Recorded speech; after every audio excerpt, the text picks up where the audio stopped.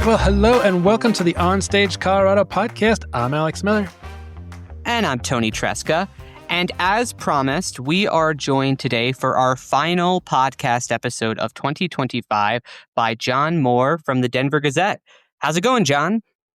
Thanks so much, Toni. You make me sound far more important than my laundry pile suggests, but I'm a big fan of your work. Excited to be back on this side of the microphone, so let's talk theater. Yes, let's do. As usual, we're going to talk a little bit about some of the shows we've been to lately, and then we're going to zoom in on this year's True West Awards, which John does every year to recognize Colorado theater artists. So can you give a little tease about what the True West Awards are to our millions of listeners out there, John? Sure. Hello, millions of listeners out there. Well, Alex, the truth is I'm a dirty little liar because the True West Awards, they're not really awards at all. It's more my end of the year writing project where I try to tell or retell 30 of the most positive stories of the year in the Colorado theater community. There's no nominations or categories. I just call it 30 days, 30 bouquets. People shouldn't see them coming. And so hopefully nobody gets hurt when there are no flowers on their porch. It's just meant to remind everybody the good things that happened in our Colorado theater year. Yeah, they're great. I really enjoy looking at them every year. Of course, last year you recognized OnStage Colorado, so we appreciate that from way back in 2024. Well deserved. You deserve another one, but there are no repeat winners. So sorry. No, you can't do that. Then you would have stale bouquets. So, all right. Well, we're going to dive into the True West Awards, and we have to find out if they're not awards, are they true, and are they of the West? Yeah, so I think it's all a big lie. Yeah. It's all a big lie. Well, John, you want to kick us off on what shows you've seen lately that you wanted to highlight? Well, sure. Well, at this time of year, I barely get out of the house during December because of this daily writing project. But since Thanksgiving show, I've managed to get out long enough to see Matt Zambrano's take on Every Brilliant Thing for Boulder Ensemble Theater Company. I saw Frozen at the Arvada Center. I just very personally wanted to see Rattlebrain's Santa's Big Red Sack one last time. I've been watching that evolve for 23 years. And as of this recording this afternoon, Monday afternoon, I will be heading out to the Town Hall Art Center in a few hours to rep the Denver Actors Fund at Industry Night of Annie. Okay, great. So did you get to see Santa's Big Red Sack? I did, yeah. I went a couple nights ago. And how did it compare to maybe earlier iterations that you'd seen? Well, it's just so great to see theater in Denver that's just sold out and packed and lines out the door. Right. There's a great energy about this. It's not a typical theater-going audience. It's somewhere in between stand-up and, what it is, it's sketch comedy. And these folks, it was such a big deal when they renovated and opened the Lanny's, we know of as the Clock Tower Cabaret back in 2002. And they really were a significant force in the local theater community until economics made it so that they couldn't afford it anymore. But there wouldn't be a Clock Tower Cabaret right now if it weren't for Dave and Jane Shirley and their group. And they're just so silly, It's just, they've been doing some of these sketches every year for 23 years. And the ones they keep doing because they're gold. And then they try out a few new ones each year too. You can tell people in the audience are either seeing it for the first time or they're seeing it, or they've come back every year. But it's sort of like, it reminded me a little bit of the Santaland Diaries when Gary Kulig was doing that, the bug every year. Once it becomes part of your tradition, you just sort of honor it. And now that we know that Dave is bringing it to a close this year, it's just another little piece of our theater past that we're losing. So I think people should see it if they can. All right.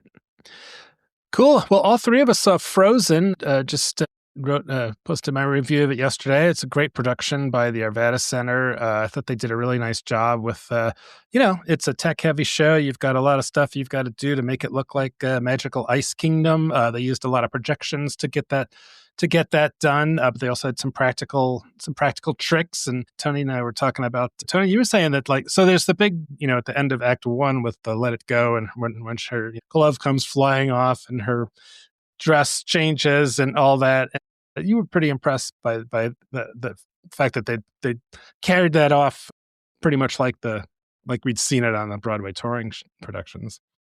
Yeah, it looked almost identical to how they did it when we saw the touring production at the Buell with that quick change of the dress, which is very, very impressive for a regional theater to be able to pull off. I kind of went in with lower expectations. I was not expecting to be wowed by the magic.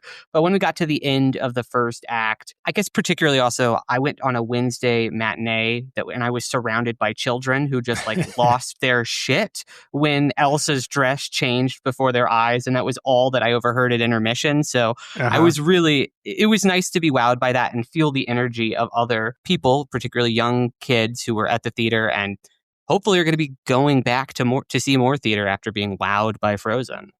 Yeah, I think it's neat to think about, like, we live in an age when you can CGI orcs and dragons and all this stuff, and you think it would be hard to impress people, but live, I think people intuitively understand that these things are a lot harder to do, and even if it's just a wire pulling a glove off to stage left or whatever, it still impresses. And all around. And Brian Mulgrave's set, of course, was beautiful.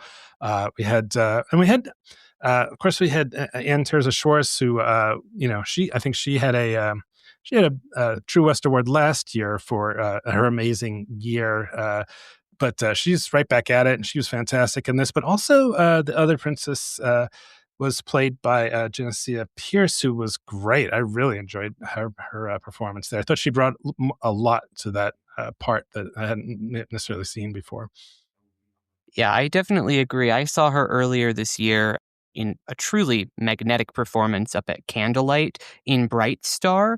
So I knew that she had this kind of range in her, but it was really fun to see her bring an emotional depth and truth telling to the role of Anna, who, I don't know, I associate more with just like the animated one-dimensional kind of turn by Kristen Bell from the movie and is reflected by the Broadway show. But she really fleshed that role out. She's very expressive. She has great chemistry with the rest of the cast. Yeah, I agree with you. And then Toni and I were both at Wonderbound's Holidays at the Hideaway Hotel, which we did one of our joint reviews on. So I feel like we talked about it, even though we haven't on the podcast. But that was we thought it was one of the more ambitious things that we've seen from Wonderbound. And all of their shows are ambitious in one way or another. But this one had a really, really complex story, and it was set to this soundtrack from one of my favorite albums of Elvis Costello, Imperial Bedroom. Although the songs were done in a completely different fashion, you would hardly recognize them other than from the lyrics in some places. But I was thinking it was both it was a ghost story. It was light on the holiday theme, but very light. But it was a really great production, a lot of fun. And unfortunately, it's just completely sold out. So if you wanted to go, you can't. So plan ahead for the next Wonderbound show in, I don't know, February or something like that, if you want to go check them out. Mm-hmm. And then I got out to two other things this weekend in addition to the show at Wonderbound and Frozen. I went over to What If Theater in Lakewood. It was my first time heading over there.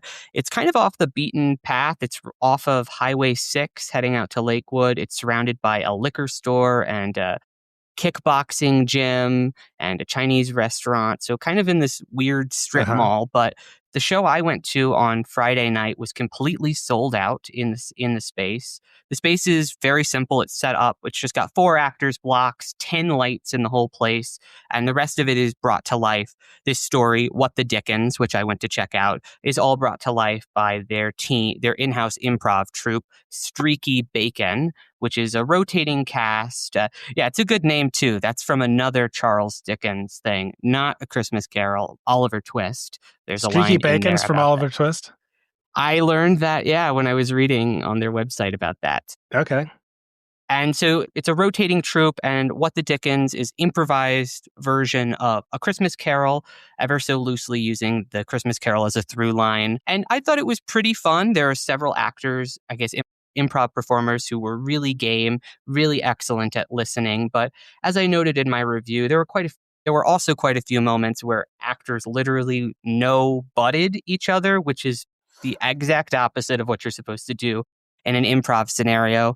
And while it doesn't crush everything, it certainly saps momentum from the performance, and the audience reaction kind of dulled down when you could tell that actors weren't listening to each other because they were talking over each other, or people were just kind of trying to do one-liners rather than actually build onto the scene. And so, while I think the concept is really interesting and could become a really cool seasonal tradition, the improv performers, I think, just need to focus a little bit more on the fundamentals to kind of ensure that they're always listening to each other and actively building the story together.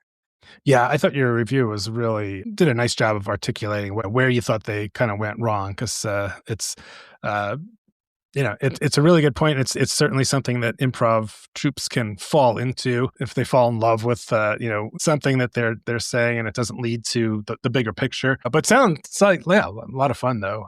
Definitely could be. Maybe they could take over where Santa's big red sack is leaving off as a traditional comedic holiday things. And then you saw Little Women Nutcracker Suite. What was this one?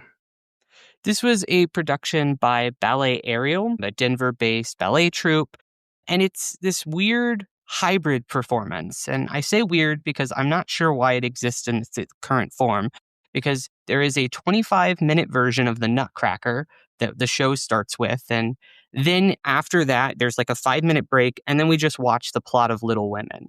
It's these two very different performances that are just kind of jammed together. Elena Norton, who's the choreographer and kind of artistic leader over there, she talked about a little bit afterwards that it's for marketing purposes. People are looking for the Nutcracker, so if they do the Nutcracker, they show up, but their version of the Nutcracker was absolutely nowhere near as polished as what I thought their lovely take on Little Women was. It's clear they did not put nearly as much work into perfecting this condensed version of the Nutcracker. There's lots of stumbles. People were out of sync. People were late to final poses and then showed that during that version. Then we take a pause. We go to Little Women, and it's this really clean, well executed piece of ballet. So I know that these dancers are capable of it. It's just that for whatever reason, they've been asked to do this weird, seemingly impossible task where they do the Nutcracker and then do this Little Women that they've actually been rehearsing for months. So I found it to be a deeply strange night out at the ballet. Okay. All right. Well, the only other thing I watched was the Broncos game on Sunday, which apparently they won. Oh, yeah. Resoundingly. So that was a lot of fun to watch. I know, John, you're an avid fan. What do you think of the Broncos? Even though this is a theater podcast, we sometimes will veer into. It's a performance. Yeah, it's a live performance. Well, I was deputy sports editor at the Denver Post for 7 years and went through 3 of the 4 traumatic Super Bowls with the team. The one when they were going every year and losing. Yes, that was worse than the time before. I love it. I think that sports is great theater. I keep telling people that when I was a reviewer that there's the only real difference between writing about a football game and writing about theater is that we're not all going to agree on the final score, but in a football game you kind of have to all know whether they won or lost. Yeah, but there's also that element of surprise. There's so much that's happening with that team that is drama that you could not predict, and if you did, nobody would predict it. So it wouldn't make for good writing. I go on Facebook every Monday now, and I go, "This is your weekly reminder that the Denver Broncos are 2 walk-off losses away from a perfect season," and it's still true as of this recording. The fact that this is a time in Denver sports history where the Nuggets doing great, the Avalanche doing great, and the Broncos are having a historic season. We don't know where it's going to go, but I think if you love theater and you love sports, you need to enjoy every bit of it because it doesn't happen that much. The Broncos have only had 3 seasons where they've been 11-2 at this point in the season. So you got to enjoy it. My hope devoutly to be wished is anytime I do get the pleasure of going to a Bronco game, which isn't very often, but I look around there at these 80,000 people who will come to a preseason game, and I just sit there and go, what would it take to get these people to come see a play? You love drama. You love dressing up in costumes. Come on, go to a show. I wish there were more crossover, but maybe we just need more full contact in theater, more. Well, it has been fun. And it is a great story. Same with the Nuggets. You have which I've become, in the last year, my son Andy has gotten so into basketball and he's kind of dragging me along with him because I never, ever watched basketball. And now I really enjoy it. In fact, we're going out to see the Nuggets against the Rockets tonight at Ball Arena. So yeah, how are you going to do that and Denver Actors Fund night at the Town Hall Arts Center at the same time, Alex? It's possible I might choose the Nuggets over Danny. I'm sorry. I'm going to remember this. Well, nobody told me, so I don't know. You've already seen it, so don't worry. All right. Well, let's turn to the news. So, and on a more somber note, I just wanted to take a moment to mourn the loss of Rob Reiner and his wife Michelle in apparent homicide at the hands of their son on LA on Sunday. It's just a horrible story, but just to remember. So all in the family was like, so I grew up on Long Island and my father was Archie Bunker. And we watched that show. Like that was like, appointment TV for a lot of people, but especially in our house because we were all like, Dad, we're going to watch Dad on TV. And it was a really important sitcom in terms of, sort of the ground it broke. It talked about a lot of, tougher issues that hadn't really been explored before. And this Norman Lear at the helm there. And of course, Rob Reiner was where he got his start. He, like a lot of people in the arts, he started out in his high school drama class. He worked in small theaters. He started an improv group before he landed the role of Michael and All the Family. And so, from there, he decided he wanted to get into directing. So, of course, that was huge, huge titles. This is Spinal Tap, plus the reboot this year, Stand By Me, A Few Good Men, which we were just talking about last week because it's a production of that is up on stage in Boulder with the Upstart Crow folks. Mm-hmm. When Harry Met Sally, The Princess Bride, so many just iconic films and really horrible, sad loss among a lot of terrible news, violent news over the weekend. It was just a real capper. So rest in peace. Yeah, absolutely. It's a really grisly way to go out. And so I'm glad that we're focusing on his life here. He's done so many cool things. I mean, my personal connection with him is definitely his work on The Princess Bride. That was a classic in my house growing up. I watched that film so many times. And so it's definitely a big loss for the whole world. Yeah. Yeah. Yeah. To be expected, but horrible nonetheless. It was just like, oh God, what's Trump going to say? And that's, of course, he said something awful because he's a horrible person. So, but anyway, that was just a really sad thing, and hopefully we can celebrate his life by watching some of those great films over the holidays. Princess Bride is not a holiday film, but it's kind of got that vibe of something that a lot of people can agree on to watch together. Very good point. In other news, a little bit closer to home, Denver Immersive Repertory Theater, aka DIRT, just sent me some information about its grand opening and first production, Midnight's Dream, which is an immersive theatrical production that's reimagining Shakespeare's A Midsummer Night's Dream through the lens of Celtic folklore, is going to be launching in the spring of 2026 for an open-ended run at its new space over in Lodo. Wow. Yeah, this is the first we've heard from DIRT officially about this production. They've been doing quite a few interviews over the past year, kind of teasing their arrival. They got some money from the city, so there's definitely a lot of attention on them. But thus far, we haven't seen any deliverables thus far.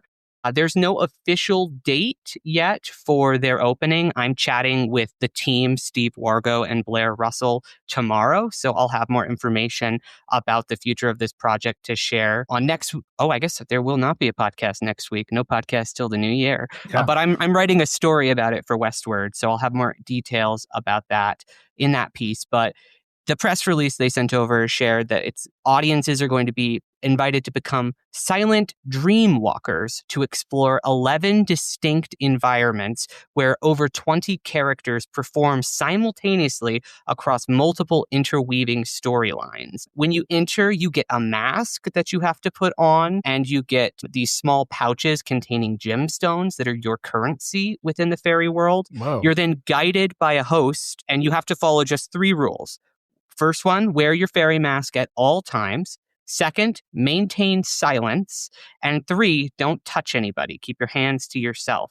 So this sounds a whole lot like Sleep No More or the current version of Phantom of the Opera Masquerade that's being done in New York, in that the experience, it runs up to 3 hours. Guests arrive in timed entries and they can leave at any time. It's 18 and up, but it's all going to be totally open world. You're kind of roaming throughout this space that they've got on, I think it's 15th and Blake in downtown Denver. It's the old Patagonia building. I'm very curious to see what this looks like in execution. I'm trying to get over to the building to see what they've done to the interior as well, because I can't really get a sense of it from just looking at the exterior, which I've walked by a number of times already, but very, very, very curious to see Dirt's official launch in 2026. What about you guys? Yeah, I want to get my pouch of gemstones and a fairy mask and run wild in there for sure. So in other news, we had a season announcement from 2 Cent Lion. So this is interesting. So 2 Cent Lion is a queer focused theater company that we've been covering since they were brand new. I was at their first show at a small show called Clink Clink that Kevin Douglas had written, and then Kevin has since gone on. He's down at Telluride working with the theater down there, and I'm not sure where. Gracie and Izzy, what they're doing, but apparently they're handing the reins over to a new artistic team, and you've got a little more on this, Toni. Yeah, so Olivia Buntain is going to be taking over as the company's new artistic director. And in this announcement, Buntain thanked the outgoing leadership for building 2 Cent Lion's voice within the Denver theater community, and then announced their season for 2026 featuring 3 productions. Yeah, so they're doing, in February, they're opening with PUF, A Completely Factual and Objective History of the Public Universal Friend, written by Buntain. It's a story about a woman reborn as a genderless heavenly messenger during the American Revolution. Wow, that sounds pretty interesting. And then, of course, that'll be at the People's Building in Aurora. And then in June, they're doing Summit at BBC by Angel Garcia. So this is a fringe show, a gender-bending solo performance blending drag, spectacle, comedy, and ritual into a critique of sex, racial politics, and survival in the queer marketplace of desire. And the BBC they're referring to is not the British Broadcasting Company or whatever. It's the different. I figured, yeah. And then what else are they doing, Toni? They're rounding out the season with Scouts by Ash Bell in September, which is described as a haunting teen fever dream that follows 5 girls on a quest for revenge. So, I mean, all in all, this sounds fairly similar to what 2 Cent Lion was doing before this handoff. It's like we mentioned at the top, they've always been devoted to telling queer stories, and it sounds like Olivia Buntain is going to be carrying on that mantle. All right, well, best of luck to her. Yeah. So we are going to take a quick break, and when we return, we're going to dig into our main topic, the final year of the True West Awards, with our special guest, John Moore. OnStage Colorado is brought to you by the Aurora Fox Arts Center, presenting the Farnsdale Avenue Housing Estate Townswomen's Guild Dramatic Society's production of A Christmas Carol, November 28th through December 21st. The Fox will welcome some of the true grand dames of the Colorado theater community to the stage for this hilarious, nonstop journey into a holiday show gone utterly and madly wrong. Tickets at aurorafoxartscenter.org. And we're supported by the Colorado Springs Fine Arts Center at Colorado College, presenting Mary Poppins through December 20th. This classic tale of a struggling family brought back together by a special nanny and a spoonful of sugar will bring extra cheer to your holiday season. Tickets at fac.coloradocollege.edu. OnStage Colorado receives support from the Boulder Ensemble Theater Company, whose production of Every Brilliant Thing plays December 5th through 28th at the Dairy Arts Center in Boulder. This one-man show, starring Matt Zambrano, is a deeply funny and life-affirming play that lifts up the good in all of us. Tickets at BETC.org. This episode is also sponsored by Colorado Candlelight, presenting $1 Million Quartet Christmas through January 11th. Set in a Christmas-decorated studio, this holiday edition of $1 Million Quartet features Johnny Cash, Jerry Lee Lewis, Carl Perkins, and Elvis Presley with holiday tunes and fun-filled stories of Christmas past, present, and future.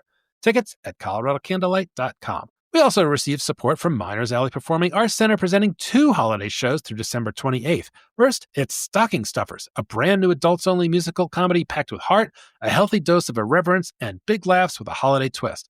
Plus, It's a Wonderful Life, a live radio play, a fully staged production that brings the beloved holiday classic to life. Tickets at minersalley.com. All right, we are back. John, we're here. We're going to talk a little bit about your True West Awards. You've said publicly that this is the final year that you're doing the True West Awards. Can you talk a little bit about what led you to that decision?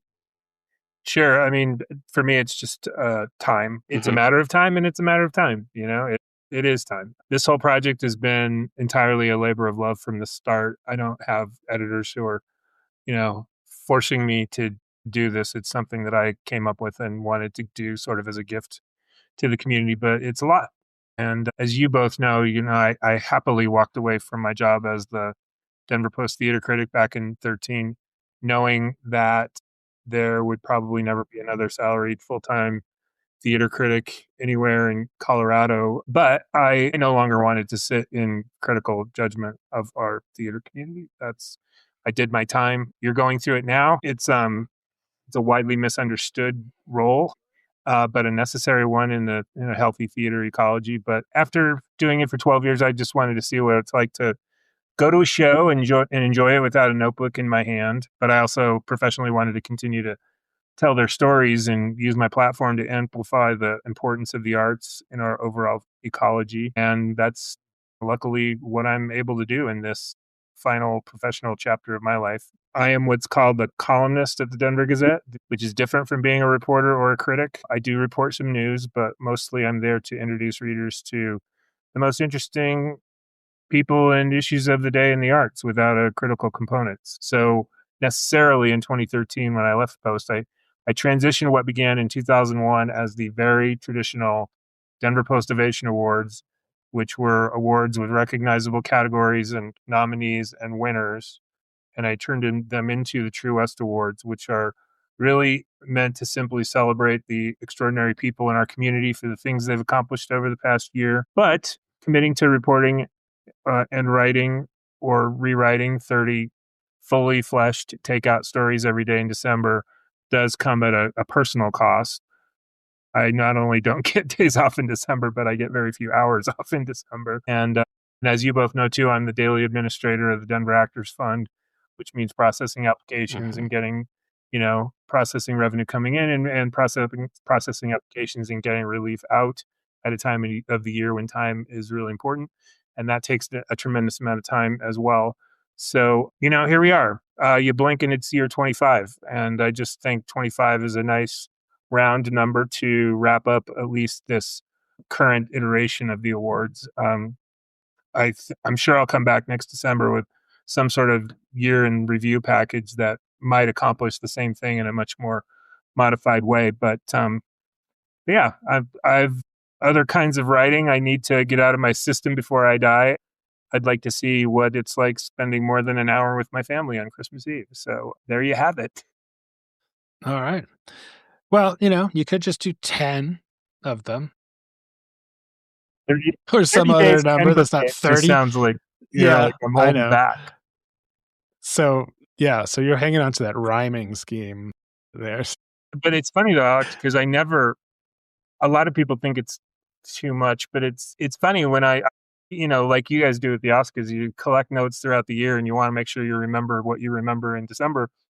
And I'm sure you guys are going through it right now. When I start at the beginning of December, I kind of have about 90 stories I'd like to tell. And I've got to whittle that down to 30 because that's the number of days that I have. But so, that's just an indication of how much great stuff that's going on around town. So it feels like every year I do 30 and I'm regretting all the ones I didn't get to say, Yeah. It's amazing when I look at not just this, but all of the stuff that you do, John. It's like you are so tied into this whole scene, and like Toni and I are too. But to so much more about all these people, and it's just amazing to me. And so, yeah, hats off to you for celebrating all of the great work that's being done in a different way than like that covering it with previews or reviews or features or things like that. So I know a lot of people appreciate it. So we can jump in and just talk about this. So you're about halfway through, and we've got a list here. So some of the people we talked about, Rattlebrain, you recognize them for their work, especially with Santa's Big Red Sack and other things. You mentioned Matt Zambrano, who was, I think, your leadoff one. So we had him on the podcast a few months ago, and he's had a big year, just all kinds of really cool projects from some of his performances on the Colorado Shakespeare Festival stage to the King Penny radio show to and now doing this one. Really great recognition there. What are some of the ones that stuck out to you, Toni, that John's done so far? Um, I mean, I really I thought the ones that you did about Philip Sneed and kind of talking about him handing off the mantle and his leadership at the Arvada Center and that full circle moment that he has really had. It's the place where he got his first paycheck. Now he's getting to retire from and hand off the reins, having really built up that program. I thought was excellent. I really also appreciated the piece you did on the program with Denver School of the Arts and those tech students and how they're actually getting to try their hand at building sets and kind of going and getting involved with actual theater companies like Curious Theater Company and getting to try their craft in the real world under the guidance of expert artists. And then the one you did today about Luke Sorge, Olivia Buntain, and Emmy McGuire, and just kind of featuring new writers and new plays that have been brought to life in Colorado theater. Like Alex said, I mean, you do an incredible job highlighting this all throughout the year. And these awards are just kind of feel like the culmination of that. How are you thinking about the selections this year, John? Are you trying to get as many people as possible, like the big highlights, or is it thinking about this similar to the other 24 years that you've done this? Well, thanks for those kind words, but I don't think I'm really approaching it any differently than this year because I hope the formula works. But there again, I'm a dirty little liar because you mentioned Phil Sneed and Philip Sneed. This isn't a conversation I've ever had with Philip, but I've had plenty of conversations with people at the end of the year who've said, well, surely you're going to do a Wayne Kennedy or you're going to do someone who's passed away. And I've always said that you can't win a True West Award from dying or retiring because I think it's important. I take a great deal of pride in writing life recap stories for people who we lose in our community, and I think that attention must be paid.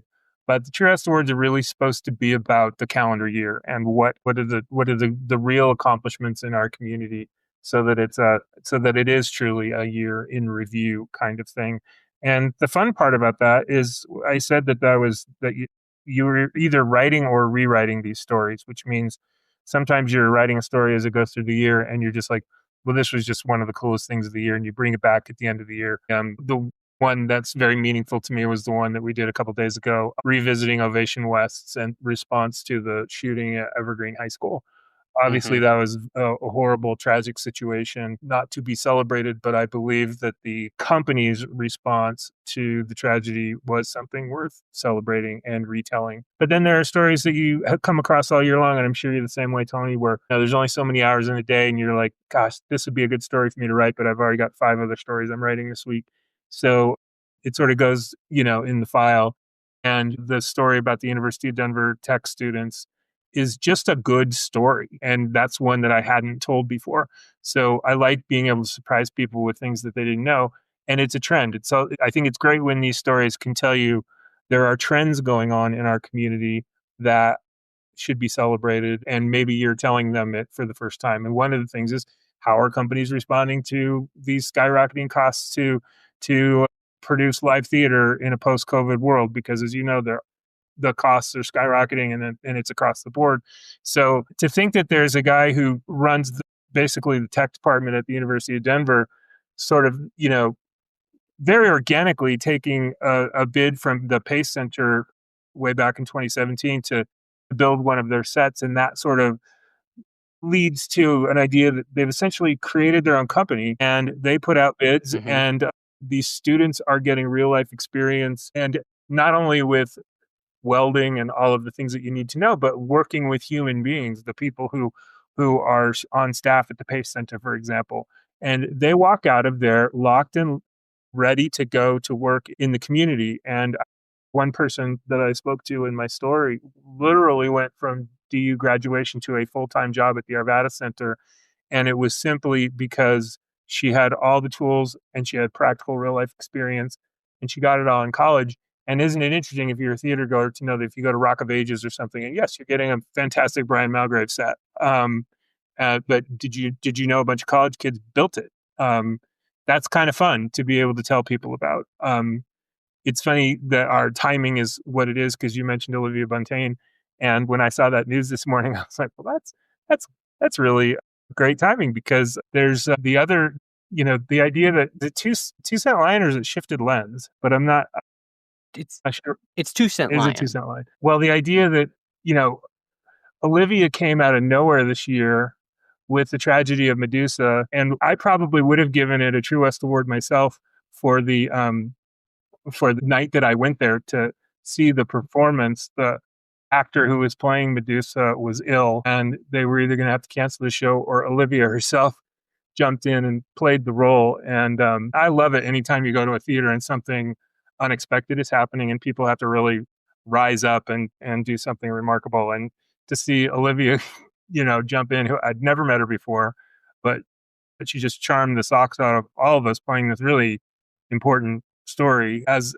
Medusa. And the thing that's interesting, and this might take it a little bit off topic, but it brings it back to what you guys said about Frozen. What I find to be so interesting about Olivia and the kind of stories that she wants to be telling in 2026 and beyond is the contrast between the tragedy of Medusa and, say, Frozen. Because, I think her take on this whole thing is, yes, Frozen is a great family entertainment. I took family members myself. We all had a great time. Performances out of this world. Technical skills, you already covered it all. From a theater point of view, you can't beat Frozen. But if you're really looking at the stories that we're telling our children, the reason Olivia wrote Medusa is she would have the same comment about Frozen, which is, what is it with our centuries of storytelling of taking powerful women and turning them into monsters? And it's Elphaba in Wicked. It is Elsa in Frozen. It is Medusa in Medusa. And yes, they end the way they should in our time. But isn't it unfortunate that we still have to be retelling these stories that were so messed up in the first place? And I think what's going to be exciting about Olivia moving forward is her interest in taking some of these figures from classic literature and recasting them in a way, and like telling the narrative over again the way it should be told. And I think, like I said, I've met her just in passing in a lobby, but she's one of the most interesting and exciting figures to emerge in our theater community over the past year. Okay.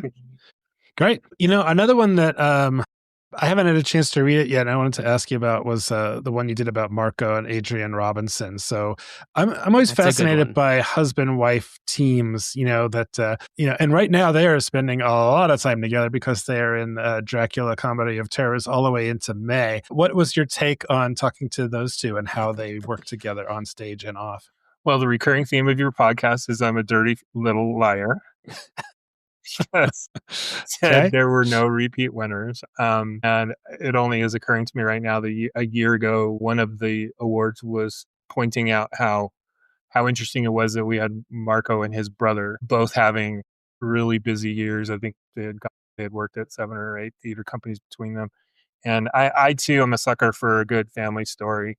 And that was sweet. This one's even better because this was a husband and wife being cast by 3 different directors to be in 3 different shows at 3 completely different theater companies.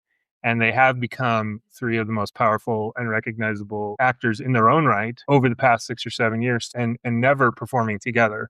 And so if you're looking for trends of the year, when you look at the 3 of them starring together, and I think importantly for the topic of the day that I wrote about it was as in varying degrees as romantic partners. I think we have, one year I did a thing where like one day I just opened up a Pandora's box by saying, let's look at creative couples in the local theater community. And I started off with 30, and then by 4:00 I had like 90. And that's one of the wonderful things about our theater community is the families that work together and husbands and wives. But usually one is more of an administrator and one is a performer, or they're very different kinds of actors, what have you. Sometimes they perform together. We had Bruce and Denise Freestone performing together for almost 40 years up in Open Stage in Fort Collins. It's not unheard of, but I think what's unusual about this year was I focused on 2 couples where they are being paired together as romantic opposites, which is surprisingly not that common. to see out in the real world. And the other couple that I focused on were the actors from The Tempest, who just charmed the socks off of the stage in Boulder last summer. And I didn't even know they were married in real life. I was just sitting there going, wow, those two have such great chemistry. I wonder if they just met when they were doing the read through. Turns out no. I didn't know they were married until I read your column. I was like, I just thought their chemistry was electric. I commented on that in my review. I was like, these people have insane chemistry together. Yeah. And then I read your column and I'm like, oh, it's because they're not even acting. Look at them. They're just so in love. And if you're a director, why not? If you, if Adrian and Marco keep going over the years, you'd be a fool if you're a director and you're not looking for something that audiences come to recognize them. And they go, oh, it's a Marco and Adrian show. I want to go see that. Well, there's nothing wrong with that. And we all have seen rehearsal times get shorter and shorter and shorter to the expense of the quality of the shows that we're seeing. But if I'm directing a show and I'm looking at casting and I just say, wow, this is a really tough road these two lead characters have to go on, would you give a leg up to two people who know each other so well that they're married to each other and that they can shortcut their way in? Is it fair? Maybe not. But is it to your advantage to take actors who have instant built-in chemistry? You bet. It's funny that I say this because we were seeing this for a bit right after the pandemic ended in 2020 because everybody was wearing masks and everybody was doing social distancing, and we saw a lot of couples being cast together because they were rehearsing at their own house. A Steve Wilson and a Leslie O'Carroll, or a Luke Sorge and Adrian Egolf. You'd see them doing these projects together, and it's because if there's any intimacy at all in a show, you wanted it to be people who were sleeping together, rather than asking two strangers to do that. And it didn't really last that long, but for about a year, we saw a lot of married couples who were performing opposite each other. One thing I love about this is I don't think there's any question that them showing up in 3 such high profile musicals was one of the stories of the year. But what I love the most about it is how organic it was, and the fact that it wasn't just one director who's got a stable of actors who just keeps casting the same people. The fact that these were 3 different directors on 3 very different kinds of shows, I thought was really made it more authentically lovely.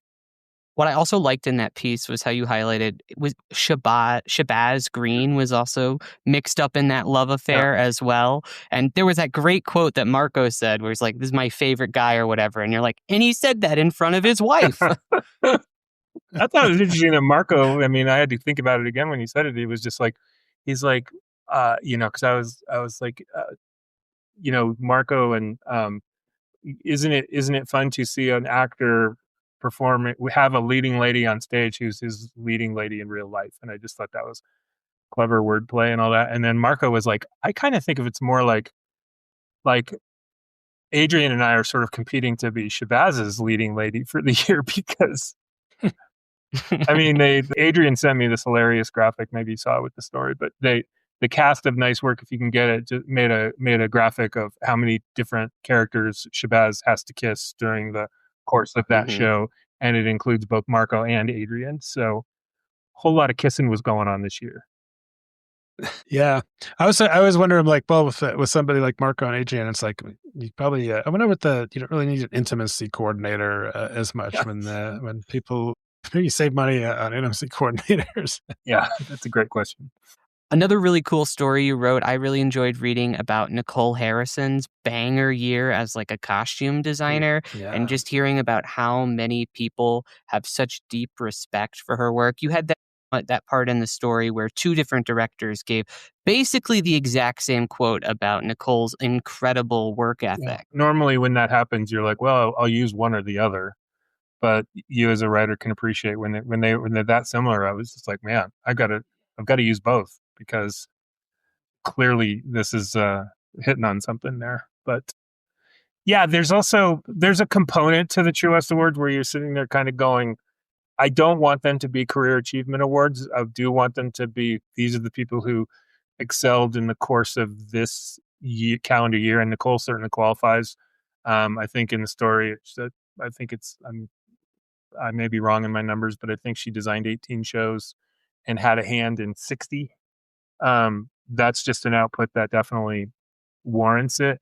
But you're also looking at people and you're kind of going, I've never really given Nicole her day. And Toni, you asked earlier whether I'm approaching it a little bit differently this year. There's a little in the back of my mind going, if this is the last time I'm going to do this, it's my last chance to hit some people who maybe haven't gotten their due in years past. And that's what kind of made the Philip Snead story so appropriate. Was I've always sort of felt like he deserves it, but I also don't necessarily know how interesting it is for readers to read about administrators. Not that their accomplishments aren't completely newsworthy, but they get coverage all year long. Philip's probably the person I quote more than anybody else throughout the course of the year. But with his retirement impending, there's certainly a clock that's ticking, and he's got stuff he needs to get done before he leaves, and it's all kind of happening in real time. So I thought that all worked together. I felt I didn't have too much trouble justifying that, but I tried not to do too much of just it's your turn kind of things. But it is kind of lovely to be at this point in it and just kind of going, I want to make the most of the days I've got left. So stay tuned. Yeah. All right. Well, there's a bunch more that we could talk about, but it's probably best to go on and to the Denver Gazette, or if you can also find it on John Moore Arts Coverage Facebook page, which is a great Facebook page to follow to keep up with the amazing output of content that John is behind. But while we have you here, John, also to ask you for an update on the Denver Actors Fund. So what's the total that you've handed out this year, or any other news that you want to mention about the DAF? Sure. Well, thanks. For those people who don't know, the Denver Actors Fund is a nonprofit that I started back in 2014, and we exist as a volunteer effort to help Colorado theater artists on and off stage to pay down their medical bills. But we've now been around long enough to expand programming so that we have the opportunity to help people with emergency dental care. We have a completely separate fund called the Pause Fund that will help people with their often debilitating veterinary expenses. And we also have a very highly regarded, affordable mental health care program, which has some openings. So if there are people during the holidays who are feeling overwhelmed, Alex, you mentioned it's been a vicious news cycle. Yeah. Suicide rates go up during the holidays. People are hurting, and a lot of them are hurting in silence. And the Denver Actors Fund will, for anybody who's worked on a show, on stage or off, for the past 5 years, is eligible, has been involved with the show in the last 5 years, is eligible for the next 5 years to get some assistance from us. And we'd love to get more people in our Maria Drost program, and you can get all the information you need. It's a 5-minute process to sign up for a pairing, a little speed date with Maria Drost. I say Maria Drost, people probably don't know what that is. That's just an umbrella term for a group of about 60 licensed therapists who work with us to give people a break on their mental health care copays. So we basically split it into thirds so that whatever a normal copay might be for you to spend an hour with a licensed therapist, Maria Drost knocks a bit of it down as their contribution to the Denver Actors Fund. And then they firmly believe that mental health care should not be free, because there's also a term in psychology for the value people place on things that are free, which is not any value. So, but they come up with a number that won't hurt, that you can afford to chip in. And for some people, it's as little as $5 a session, but then whatever is left over, we pay. So it's definitely we're in this together kind of thing. And so, yeah, we are in year 12. We went into December having already sent out $238,000 in medical bills that we've paid down in 2025 alone. That's already a record. That's even more than we did during the COVID year, which is lovely. We've never turned anyone down. We've figured out a way to help everybody as much as we can. But we are always in a source of replenishing. We go into every Colorado Gives Day way in the hole, but with faith in our community that with a healthy Colorado Gives Day that we might finish the year even. and I think we will this year. But as we go into next year, all the companies that help us, which is so many and so many individuals, you mentioned Jennasea Pearce, and she went out and did a cabaret for us. We gave all the money to the Denver Actors Fund. People are extraordinary, but it goes out as quickly as it comes in. So we're going to go into the next year, and it's going to be like, we'll take a breath, and then it's going to be like, okay, what do we do now? Because we got to keep the money coming in. But it's a joy. I want to mention Kenny Moten, who is the president of the board of the Denver Actors Fund, also the director of Frozen. He has worked with Connect for Health Colorado to set up a couple of webinars.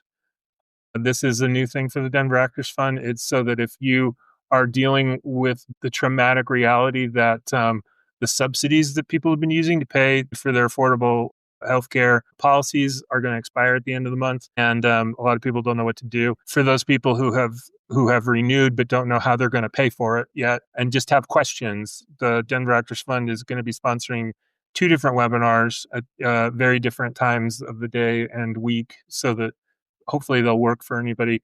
And you can hop on, and it's not us doing the webinar. There's going to be an expert from Connect for Colorado who's going to just directly be able to take on your questions.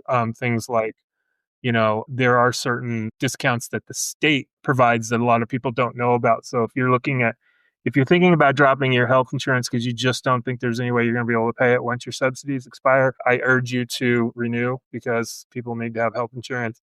And you might find some information through this webinar about how you might better be able to pay for it. But if you let it drop, you got to wait another year. So I'm very proud and for Kenny for coming up with this initiative, because it shows how the Denver Actors Fund is adjusting to the times and looking for new ways that we can help people in our community moving forward. So yeah, Denver Actors Fund status report. All right. Well, thanks for that. Yeah, it's an amazing organization that has really helped out a lot of people in the theater communities. I probably should take advantage of your opportunity to say that. $1.8 million now is what our total is of what we've been able to accomplish together since 2014. So thanks for you to letting us talk about it, but also thanks to everybody who's listening, because just about everybody in this community in one way or another has helped us get to where we are today. So it's a community effort. Yeah, absolutely. So if you feel compelled after listening to that pitch, where should people go to donate and to get the money to the Denver Actors Fund immediately? Thanks for asking, because I should clarify, Denver Actors Fund, denveractorsfund.org is just the website. That's where you can apply and find all the information you need, things like Maria Dross. But if you're specifically interested in the webinars that I talked about, you should find us on our Facebook page, because that page has a webinar post and it shows you exactly how to register. It's free, but you won't find that on the website, I don't believe. So that would just be Denver Actors Fund at Facebook. Got it. Cool. Well, with that takes us to the end of our show this week. John, you're going to be turning out a bunch more of the True West Awards that people can be watching for. I know I'm going to be waiting with anticipation for each one to come out through the rest of December over at the Denver Gazette. But is there anything else you want to talk about before we let you go? Sure, let's play a game. The True West Awards end every year with the naming of the not arbitrarily, but very subjectively determined theater person of the year, which is sort of a coda to the year. It's a nod to the person who, through a year of research, we believe that has had the most impact on our community. And that can be anybody from any walk. It can be an actor, it can be a producer, it can be a donor, it can be literally anyone. So, Oscars, guys, any guesses on who the Colorado theater person is going to be for 2025? Who would you nominate? I've got one just right off the top of my head. Sure. I have just been very impressed with the year that Julia Tobey has had, bringing Ballyhoo to life. I'm not sure if she has won a past True West Award, but I remember at the beginning of this year, I went and I looked at that space when it was still under construction, and when Julia was just like pulling her hair out about how she was going to make it happen, how she was going to work with the city to pull this off, and then to go and be in this space on November 1st for its grand opening, to feel the energy in that space. I was just incredible. It was even more impressive and well realized than I expected it to be. So much had changed based off the investors she had brought on, and it just is an absolutely sick looking space. So I'm not sure if she's in contention, but she might be one of my picks. She did get one last year, but okay, but it wasn't for opening value. She hadn't done that yet. But as we've previously established, I don't even follow my own rules about anything. So who knows? Alex, you got any guesses? It could be so many people.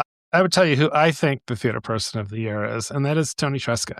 And I say that because I'm like so amazed by you, Toni. Like the quality of the reviews that you've been writing is like amazing. It's like I could read that in the New York Times and not blink, because the level of detail that you're going into, the amount of thought and care that goes into, especially when you're writing something that's on the negative side, that you take so much pains to explain why you think it is. And I just think, and also for someone who's never spent a second in any kind of journalism class, and what you've brought to, OnStage Colorado, Westward, and other publications that you write for, I just think you do an amazing job. So you're my guy. Oh, well, thank you, Alex. That means so much. I appreciate you saying that. Isn't that awkward that you didn't nominate him, Toni?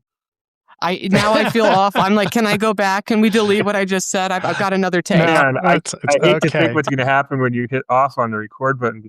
Toni is a better theater critic than I've ever been. So I think. Hey, I don't mean to hijack your podcast, but before we leave, why don't you take this opportunity to tell people about the Oscars that are coming? Yes, so we should.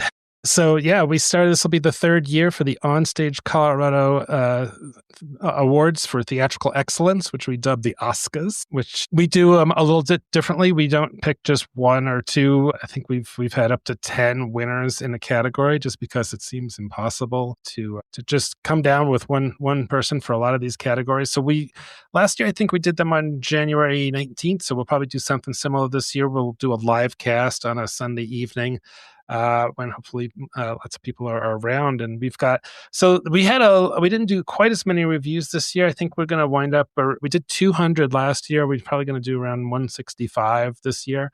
So we still have so we only, of course, unlike Broadway World or whatever, we only vote on, shows that we've actually seen. So those will be coming up. I live for the Broadway World slander, Alex. But clearly you guys have been slacking off this year. You're gonna get back on the horse this year and kick it up. What's the deal?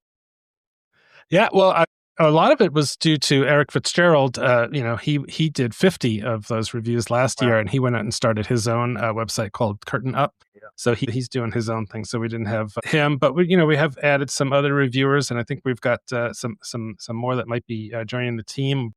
And one of the things that we're also working on is transferring OnStage Colorado to a nonprofit in 2026, which I think will give us the opportunity to apply for some, grants and things, to help fund to keep the mission going and expand the coverage and all that kind of thing. So yeah, keep an eye out for that news. Nice.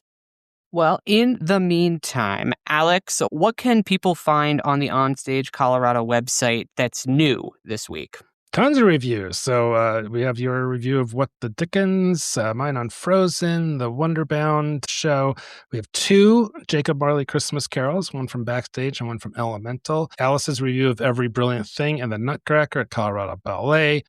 A Christmas movie, the play, The Beginning, that you did, Toni, and lots more. And also just a reminder that if you're looking for a show, we have a special holiday calendar, so you can just dial in. And actually, I think the normal calendar right now is mostly holiday shows anyway, but this is a way to just dial down and see which shows are left. There's still, a good couple of weeks left of shows that are out there, and some of them are running into the early part of the new year as well. So definitely. And if people want to get on that calendar events, what should they do, Alex?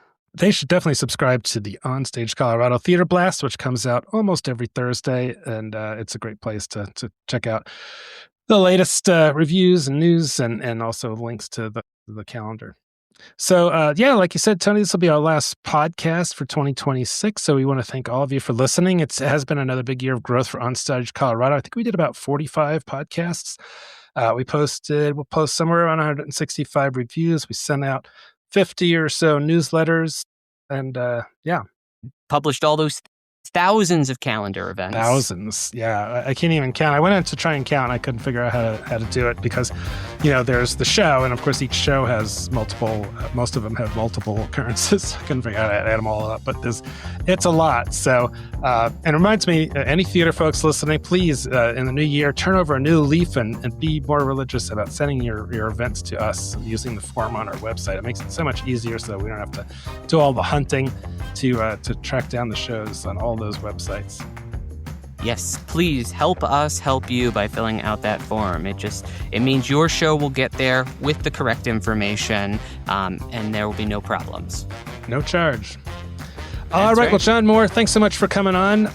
Thanks so much for listening. We'll see you all in January. I'm Alex Miller. And I'm Toni Treska, and we'll see you at the show.